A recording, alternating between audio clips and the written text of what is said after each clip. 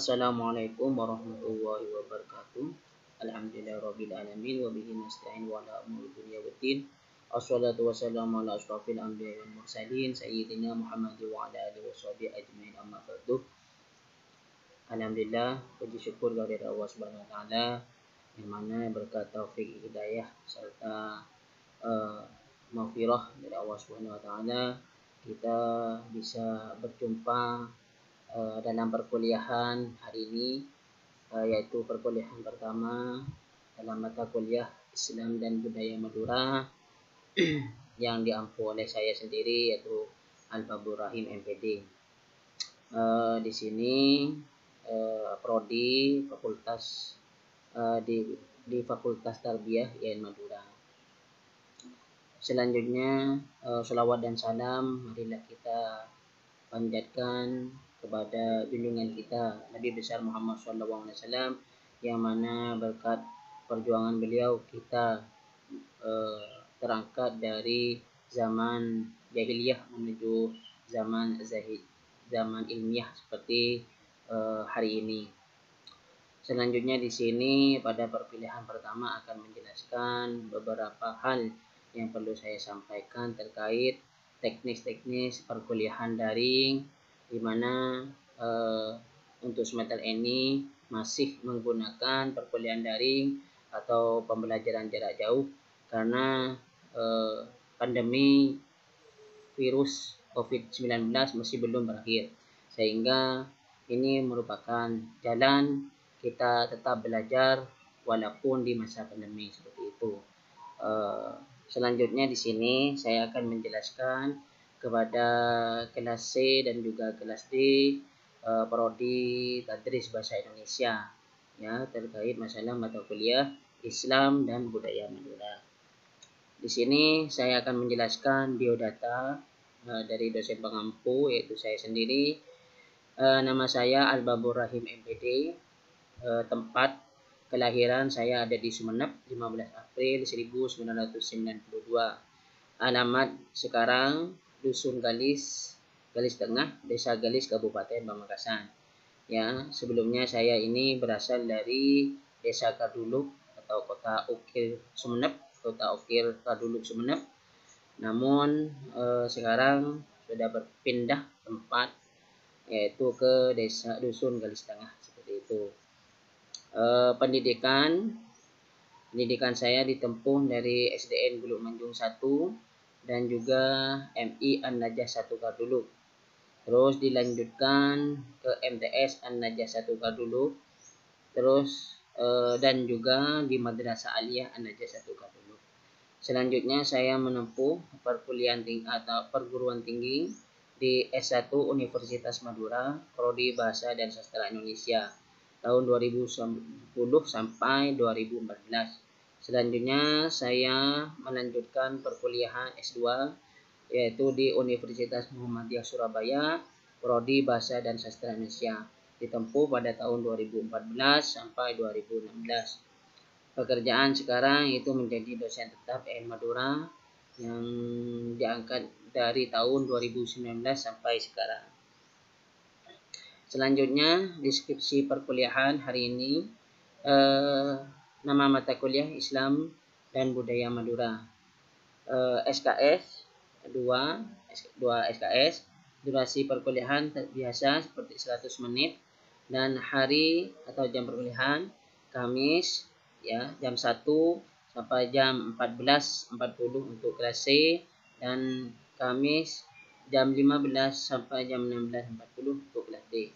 Untuk perkuliahan hari ini karena berhubung bukan tatap muka secara langsung, namun menggunakan daring yang sudah dijembatani melalui e-learning IAIN Madura dengan menggunakan beberapa tambahan aplikasi, yaitu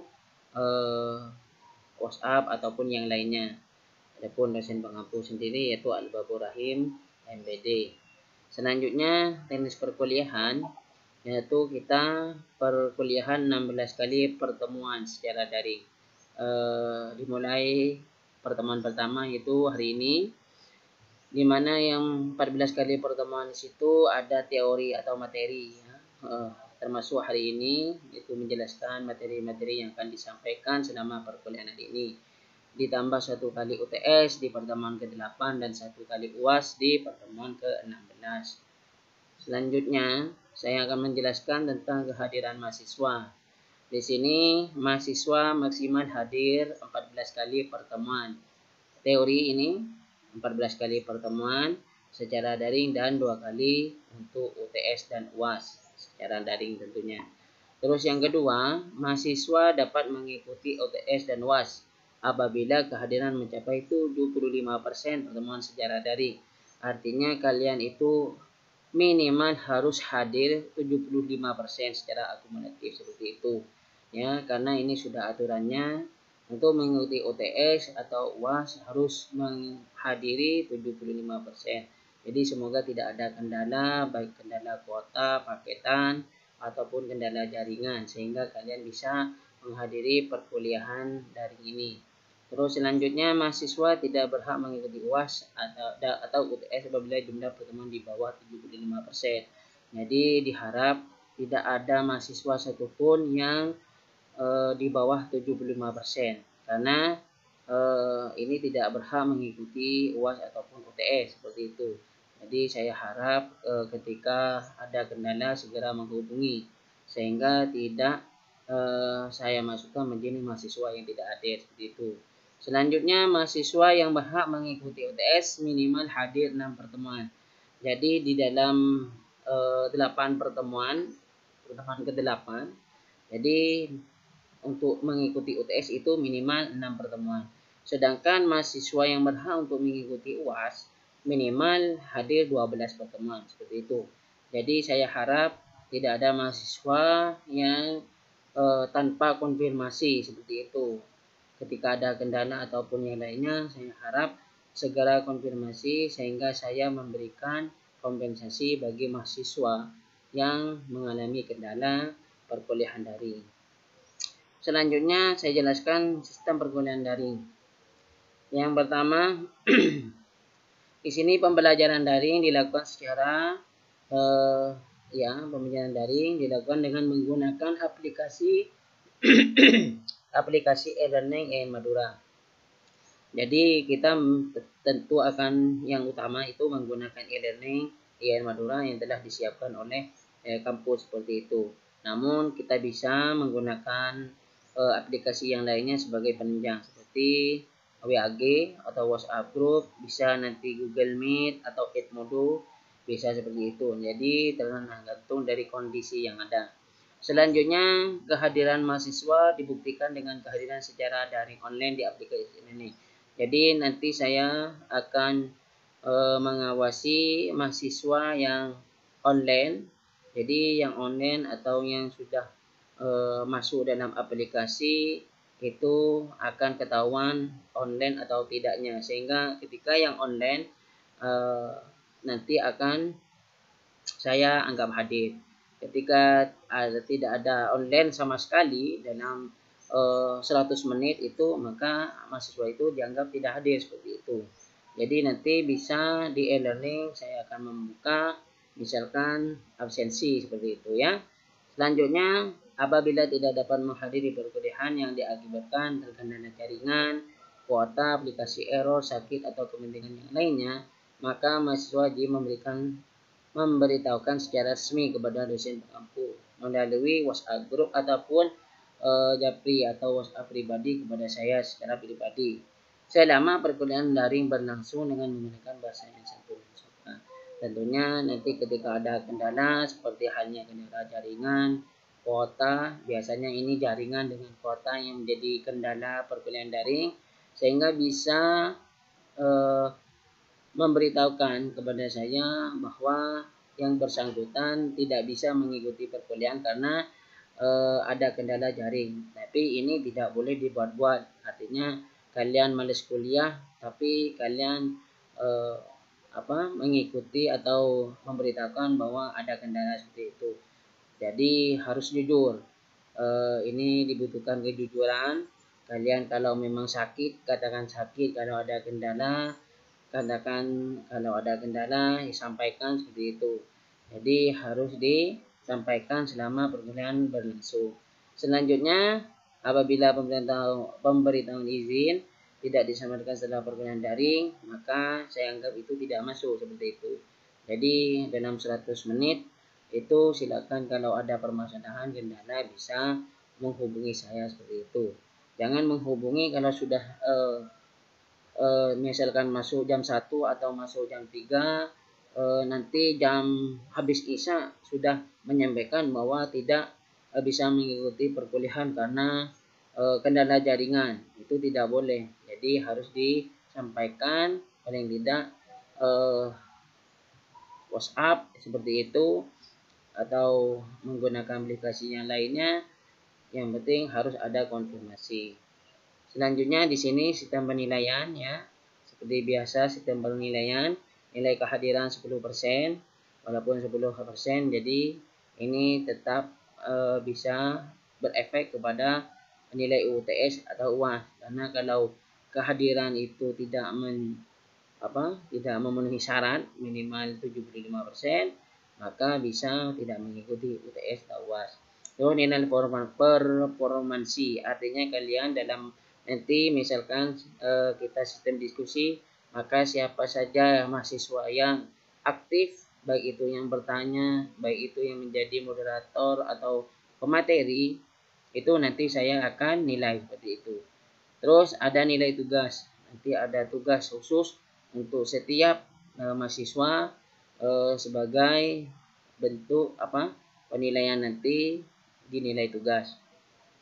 Adapun skala penilaian ya, di sini ada A+, A, A-, B+, B, B-, C, C-, dan D, E. Jadi minimal kalian itu mendapatkan nilai 60 ya. Jadi 60 itu sudah lulus perkuliahan. Namun kalau di bawah 60 maka kalian terpaksa harus mengulang. Semoga saja tidak ada yang mengulang, kalian bisa mendapatkan nilai yang maksimal tergantung dari nanti saat perkuliahan, tergantung dari nilai kehadiran kalian, tergantung dari nilai performansi atau bagaimana penampilan kalian, tugas, UTS dan UAS seperti itu. Selanjutnya di sini ada materi perkuliahan. Saya akan menjelaskan untuk tatap muka pertama, pengantar undian dan kontrak kuliah.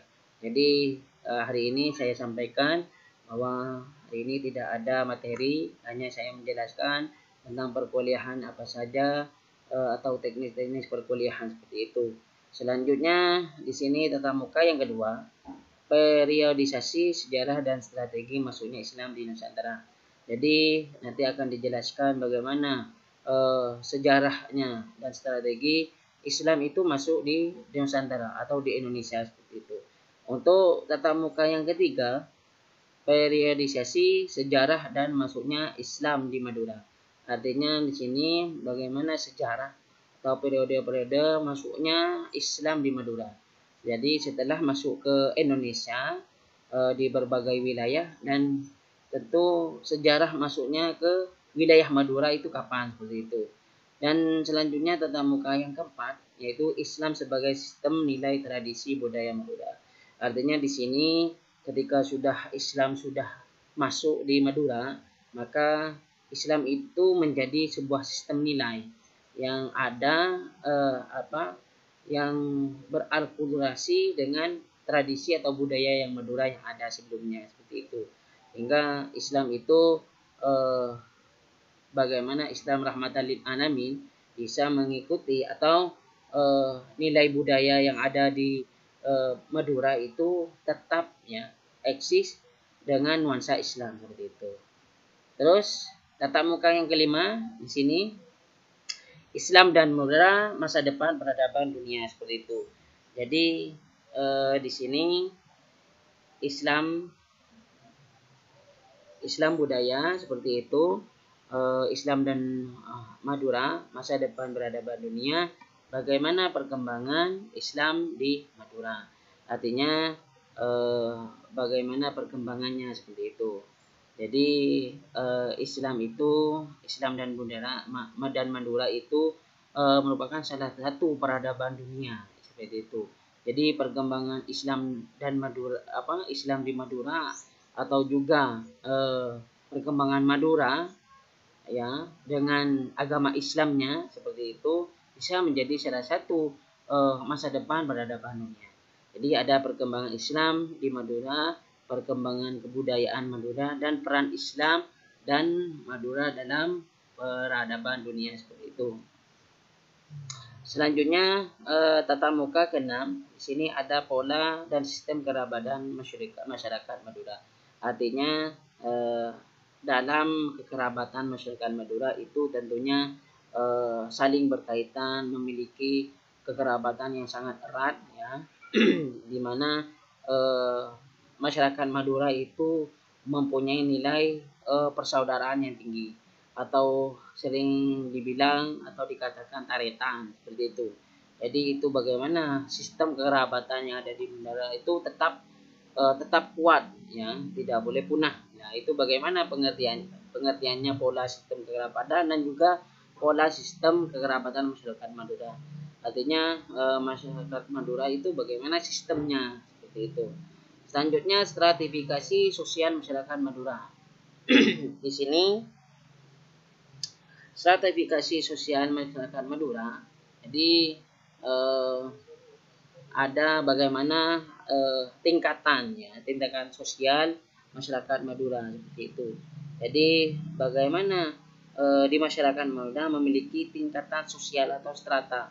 Jadi biasanya kalau dulu bangsawan bagaimana, petani bagaimana seorang kiai atau pengasuh pondok pesantren, nilai tingkatan sosialnya di masyarakat seperti itu. Jadi bagaimana stratifikasi sosial, atau orang yang berpendidikan dengan orang yang tidak berpendidikan seperti itu, atau tokoh-tokoh masyarakat yang lainnya, itu adalah salah satu materi yang akan kita bahas nanti. Dan untuk tata muka yang 8 tentunya UTS. Nanti UTS akan disampaikan lebih lanjut tekniknya seperti apa. Selanjutnya tata muka yang 9 adalah stereotip atau disebut anggapan orang luar itu terhadap masyarakat Madura ya, stereotipe seperti itu. Jadi bagaimana di sini akan dibahas tentang bagaimana masyarakat Madura menurut pandangan orang luar. Nah, ada yang mengatakan bahwa masyarakat Madura itu adalah orang yang keras seperti itu, suka berkelahi, atau sebaliknya masyarakat Madura itu orangnya yang ramah, yang sopan seperti itu. Itu adalah anggapan dari orang luar. Jadi bagaimana nanti kita bahas anggapan-anggapan orang luar terhadap orang Madura seperti itu. Terus selanjutnya tata muka yang 10. Di sini adalah elit lokal Madura. Di sini berkaitan tentang politik ya yang ada di Madura. Yang akan dibahas adalah perkembangan politik di Madura. Bagaimana perkembangan perjalanan politik ya. Jadi dulu di Madura ada beberapa partai yang sangat berpengaruh, bahkan sampai sekarang. Tentunya ini masuk dalam pembahasan. Terus selanjutnya peran agama dalam politik di Madura. Ya, ada beberapa partai nasional, ada partai yang Islam seperti itu. Ini sangat berperan penting di masyarakat Madura, di perkembangan politik Madura yang perlu kita pahami bersama seperti itu. Terus peran elit lokal Madura dalam politik nasional. Di sini juga kita akan bahas bagaimana para tokoh-tokoh Madura yang berkecimpung di politik nasional. Sebut saja yang saat ini adalah Mahfud MD misalkan seperti itu. Jadi ini merupakan salah satu elit lokal Madura yang telah berkiprah dalam politik nasional. Selanjutnya adalah perempuan Madura dalam perspektif gender. Nah, di sini kita akan membahas bagaimana perempuan Madura dalam perspektif gender. Ya, artinya persamaan antara laki-laki Madura dengan perempuan Madura.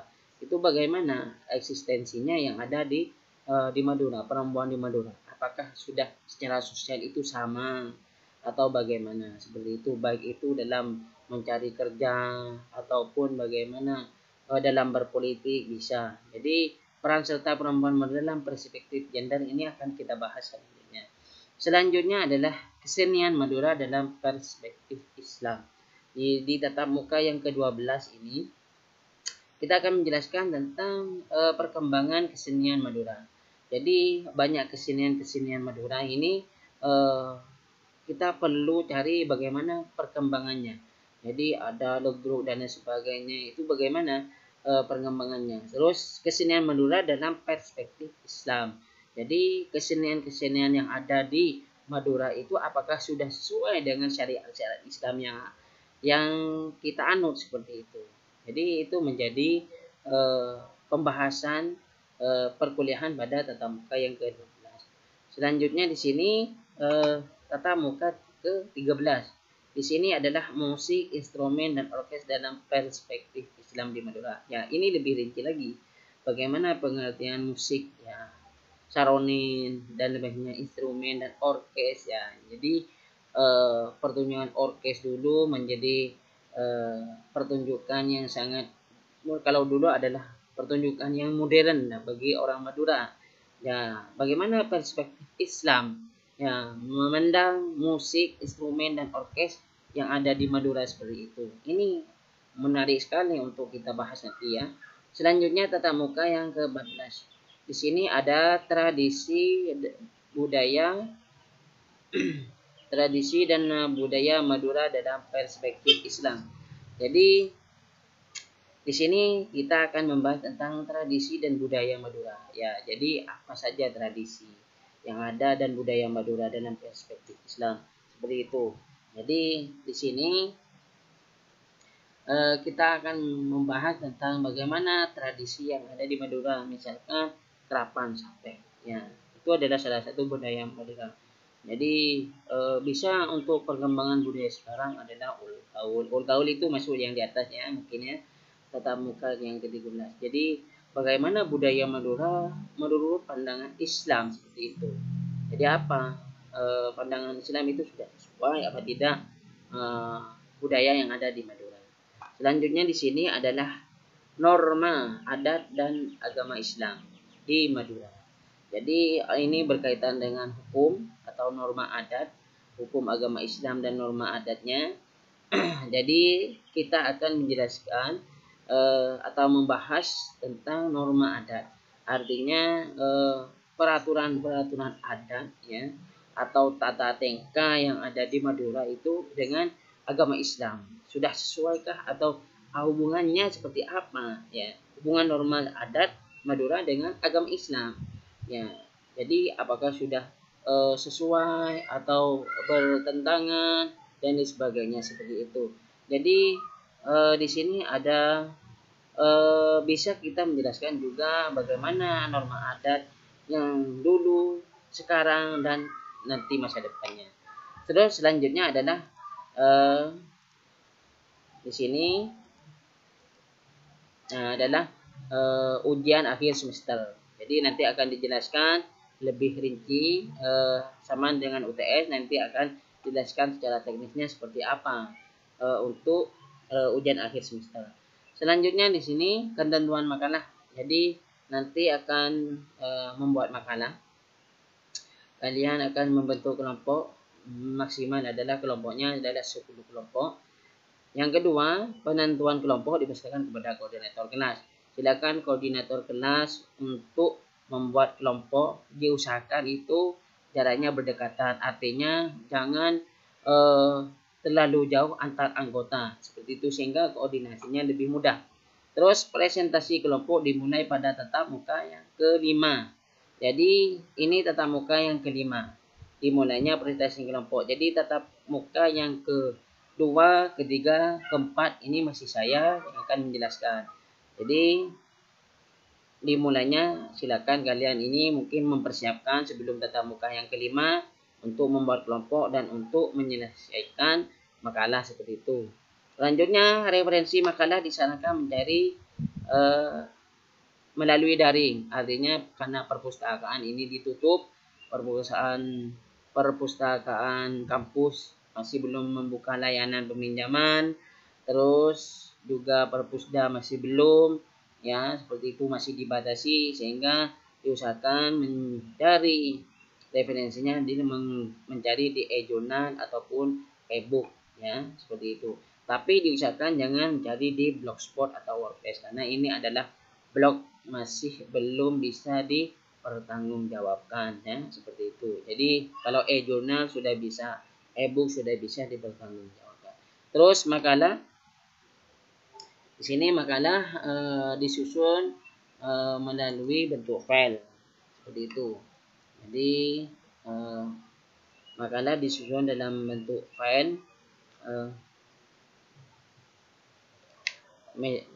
file, Word ya, seperti itu. Jadi dalam bentuk file.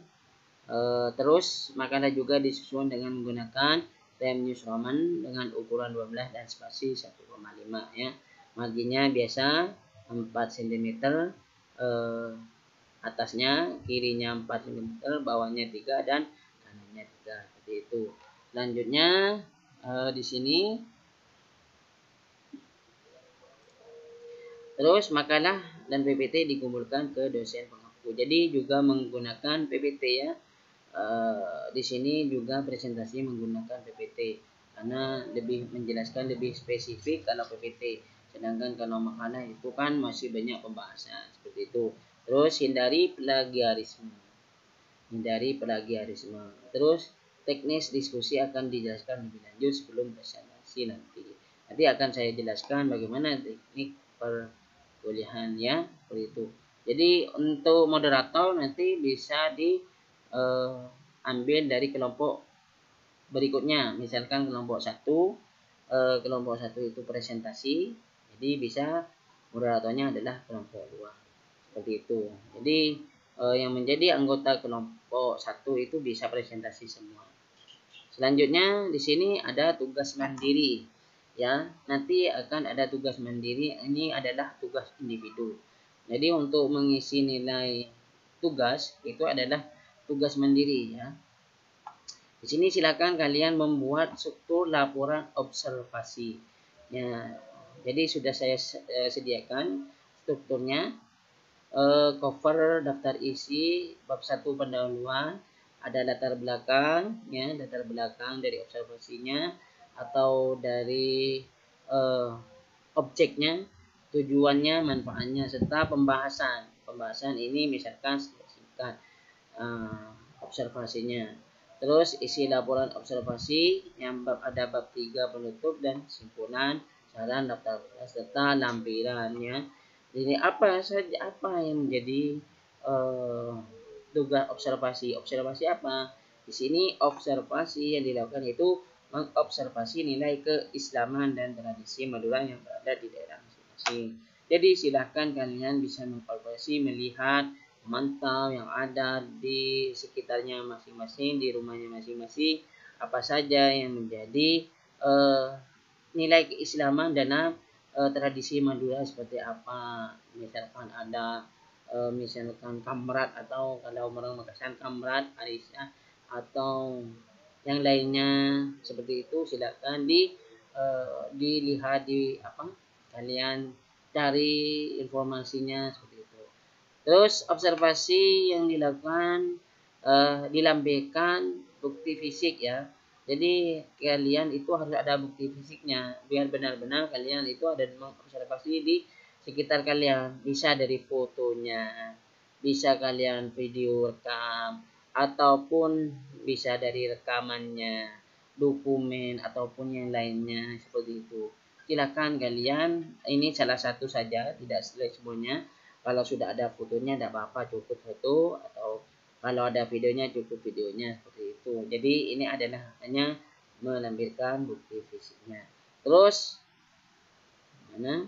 hasil observasi nanti dikumpulkan paling lama sebelum UAS ya. Jadi masih lama ini, mungkinlah sebelum UAS kalian itu sudah selesai mengumpulkan melalui Google Form yang akan nanti disediakan. Jadi saya akan menyediakan Google Form khusus untuk menyetorkan tugas observasi ya. Ini observasinya cukup di wilayah masing-masing, di sekitar atau di desa kalian ya, di kampung kalian, di dusun kalian, terserah ya. Terus disediakan dalam bentuk PDF. Nanti bisa menggunakan PDF dalam penyataannya. Dan laporan hasil observasi bisa diketik atau tulis tangan. Silakan, saya memberikan pilihan, boleh diketik, boleh tulis tangan.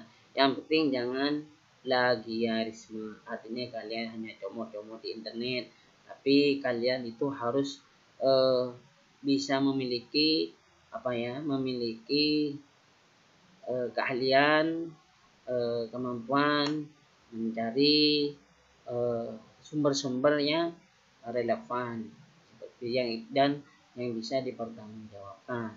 Terus jika ada yang kurang atau yang kurang jelas, maka bisa menghubungi dosen aku. Nanti kalian itu bisa menghubungi saya jika ada yang kurang jelas dalam